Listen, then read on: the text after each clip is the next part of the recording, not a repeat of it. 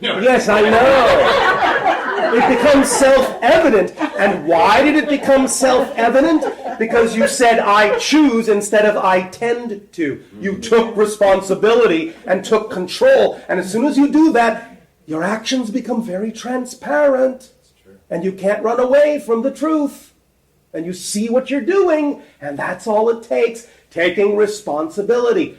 Responsibility. The ability to respond. That's all it is. That's all it is. You see how simple this becomes? Yes. As soon as you take responsibility and acknowledge that what you're doing is a choice and not a habit. I can't help it. It's a habit. I can't help it. I can't help it. It's a habit. Oh, well. I'm sorry I snapped at you, but, well, I can't help it. It's a habit.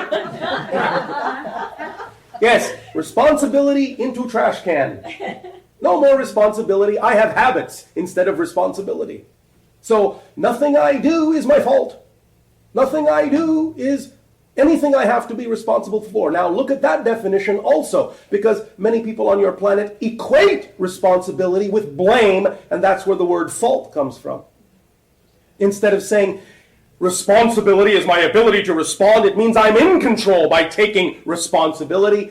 They have given responsibility a negative definition, called it blame, and say it's my fault.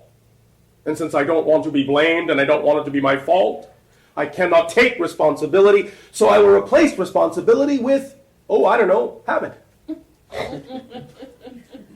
It's just a habit. Well, okay. But again, the true definition of a habit is something you do that you don't know you're doing.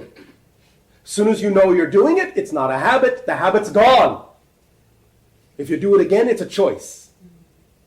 So, take responsibility, recognize it's a choice, and recognize that the only reason you would be defining those things as that which upsets you is because you have an innate fear that what you see out there is somehow a reflection of you.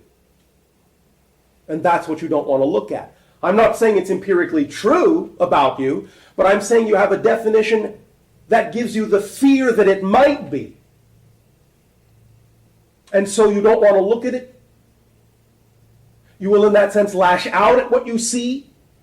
That is a reflection of what you fear you might contain. And you will project it onto others because you don't want to see that it might be within yourself. Simple psychology. Make sense? Yes. That's all it is. No blame. No fault. That's all it is. Definitions. If those definitions don't serve you, if they don't work for you, find out why you have those definitions. Find out why you believe what you believe. Now, it is all well and good that you might be able to recognize, let's say objectively, that someone might be acting out of ignorance. But so what? So what? You could help them, you could assist them, or not. But the point is you don't have to get upset, because if it has nothing to do with you, why would you get upset? Yes. The only reason you would create the sensation and the state of getting upset is if you carry a belief that what you see is what you are. You understand? Yes.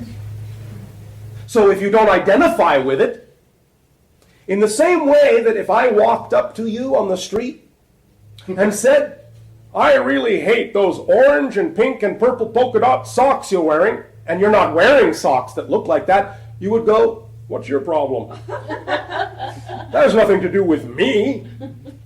Likewise, if you see behavior that you know has nothing to do with who you are, why would you get upset? In fact, what you would actually do if you really don't identify with it is you would have compassion. You would recognize that they are caught up in a fear scenario, and you'd be willing to help them, but only to the point where you discover whether or not they are willing to accept your help or not. If they are not, bless them, love them, be on your way. But there's no reason to be upset if it has nothing to do with you.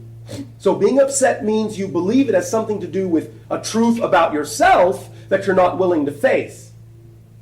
Once you understand that it doesn't necessarily mean it is true, but that you believe it's true, you will also start disempowering that belief. Because there is nothing about any of you. There is nothing about any of you. I'll say it one more time. There is nothing about any of you that is true except that you are made from unconditional love and that you exist. That's it. That's what you're made of. You are energy, light, love, call it what you will, but you are made of the infinite. You are made of all that is. That is the only thing about you that is true. Everything else is a definition or a conditional belief placed upon you, usually by yourselves. Because you accept the definitions of others, maybe that have nothing to do with you really, but you've accepted it as true for yourself. But that doesn't mean it's empirically true. It just means you have bought into it.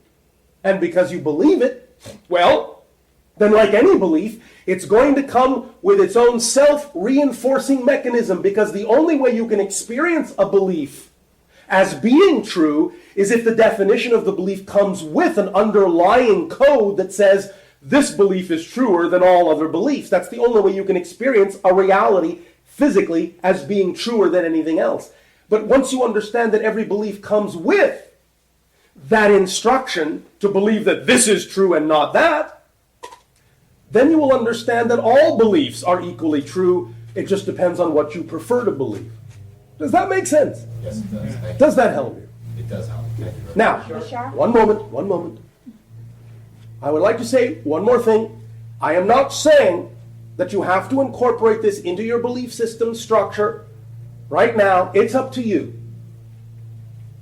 Whatever rate at which you change your beliefs is the perfect rate at which you need to change your beliefs if they need changing according to your estimate that they do.